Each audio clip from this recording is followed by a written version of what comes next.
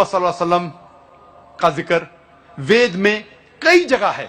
अथर्वा वेद में भी है, किताब नंबर 20, पाठ नंबर 127, मंत्रा नंबर 1 से 14।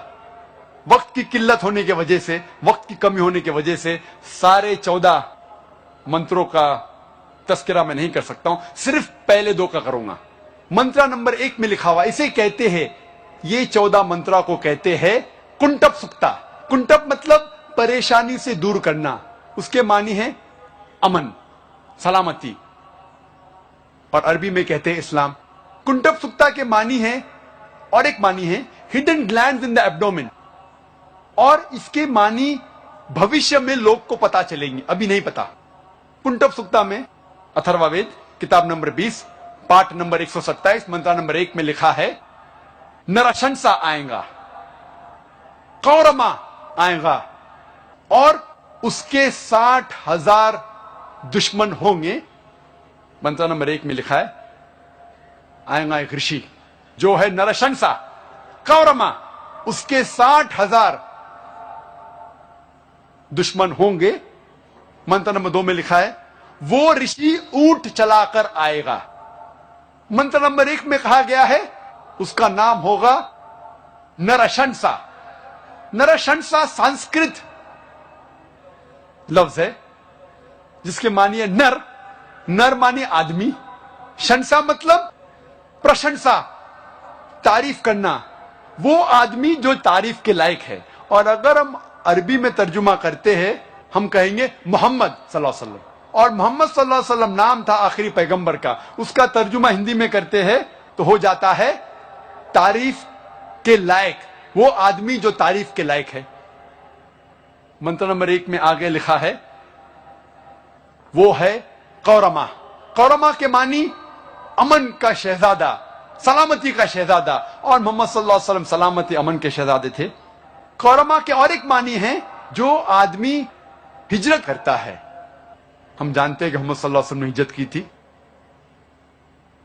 और मंत्रा 1 में भी लिखा है कि उसके 60,000, तकरीबन 60,000 दुश्मन होंगे। और हम जानते हैं, तारीख कहती है कि मोहम्मद सल्लल्लाहु अलैहि वसल्लम के दुश्मन तकरीबन 60,000 थे, जो मक्का की आबादी थी, जो मोहम्मद सल्लल्लाहु अलैहि वसल्लम के खिलाफ थे शुरू में। मंत्र नंबर 2 में लिखा है, वो ऋषि ऊंट चला के आएगा। कोई भी ब्राह्मण कभी भी ऊंट नहीं चलाएगा। क्यों? मनुस्मृति पाठ नंबर 11 श्लोक नंबर 202 में लिखा है, ब्राह्मण कभी भी ऊंट नहीं चलाना चाहिए। तो ये ऋषि ब्राह्मण नहीं हो सकता। तो ये भविष्यवाणी इशारा कर रही है मोहम्मद सल्लल्लाहु अलैहि वसल्लम की तरफ। कई जगह पे लिखा हुआ है मोहम्मद सल्लल्लाहु अलैहि वसल्लम की भविष्यवाणी नरशंसा जैसे। सिर्फ हवाले अगर मैं देने लगूंगा तो अल्हम्दुलिल्लाह, अल्हम्दुलिल्लाह सुम्मा अल्हम्दुलिल्लाह, सिर्फ हवाले देने लगूंगा, सैकड़ों हवाले हैं। पुण्यात्मा डॉक्टर जाकिर नायक जी ने सदग्रंथों को ठीक से ना समझकर अपनी अज्ञानता से कुछ भ्रांतियां फैलाई हैं। उनके समाधान के लिए सदग्रंथों को आपके रूबरू करते हैं,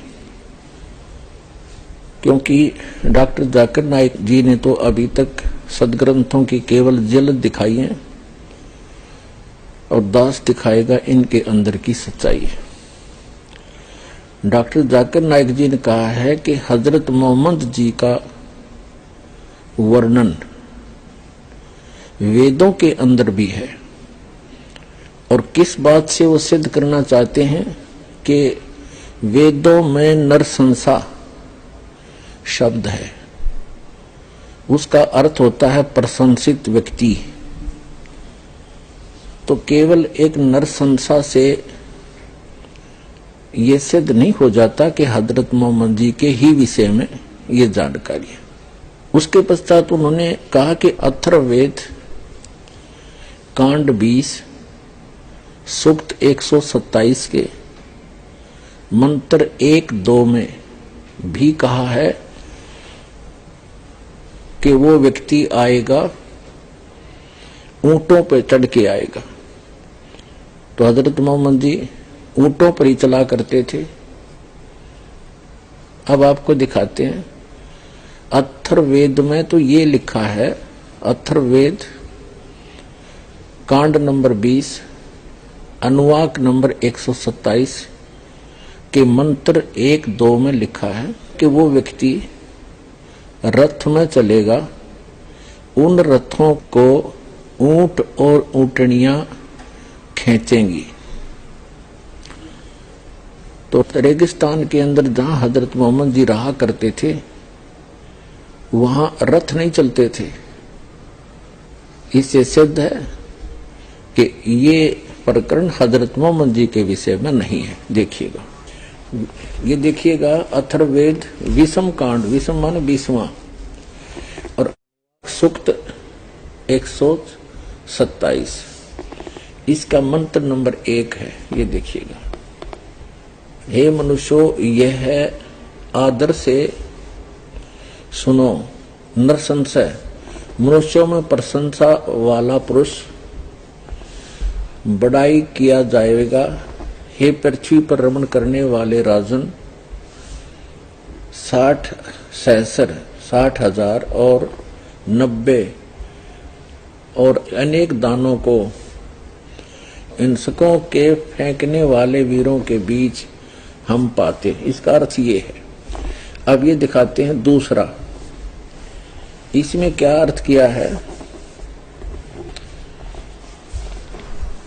इसका अर्थ इन्होंने किया ये है कि जिस राजा के रथ को ले चलने वाले शीघ्रगामी जुते हुए ऊंटनियों सहित, ये रथ के विषय में है, रथ के विषय में ऊंटनियों सहित 2 बार 10 यानी 10-10 20 ऊंट उन्मत्त मनुष्य के ऊंचे पद का अपमान करते हैं।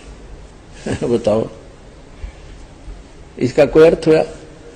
ऊंटों पर चढ़कर चलने वाली तो बात को नहीं, और मोहम्मद जी का कितना नामो निशान नहीं है। इस पूरे मूल पाठ में भी मोहम्मद नाम नहीं है, आप देख सकते हैं आराम से। इसी प्रकार इसमें भी कोई मोहम्मद नाम नहीं है। एक नरसंसा कहने से मोहम्मद साहब सिद्ध नहीं हो जाते।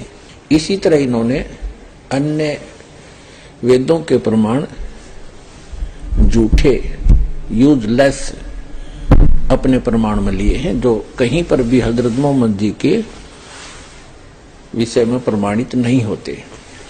पुणात्माओं, वैसे वेद कोई भविष्य ज्योतिष की पुस्तक नहीं है। ये गॉड गिवन स्पिरिचुअल नॉलेज है। इसमें कोई भविष्य की वाणी नहीं है। इसमें तो अध्यात्म मार्ग है, परमात्मा की भक्ति की जानकारी है।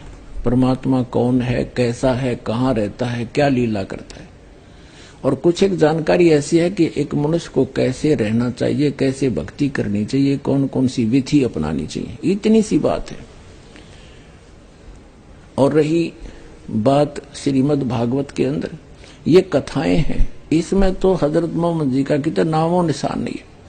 केवल हजरत मोहम्मद जी का जिक्र आता है भविष्य पुराण के अंदर। कलयुग के अंत जो प्रकरण चलता है कलयुग का, उसमें आता है, उसके विषय में आपको जानकारी दी है और आगे भी हम देंगे। तो कहने का भाव ये है कि भविष्य पुराण का अर्थ तो होता ही भविष्य की जानकारी, उसका नाम से ही सिद्ध है कि वो भविष्य का ज्ञान कराता है।